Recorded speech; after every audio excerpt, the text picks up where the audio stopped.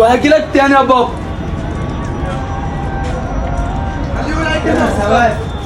حد عايز بني؟ حد يقرا والله اصلا انت امال انت قاعد على النص هتعمل ايه؟ نزل على الاكسدام يا عصام. بقول لك يا عبد الله تلعبني رفه على ايه؟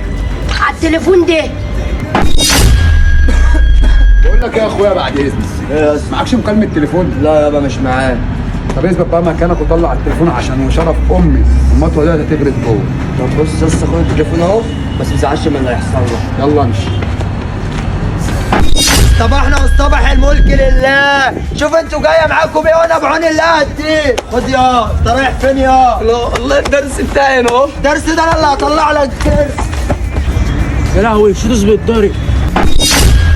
عندك ياض يا فرعون يا حرزي يا يا اخويا كبير ما شفتش الواد شيتوس اخويا؟ لسه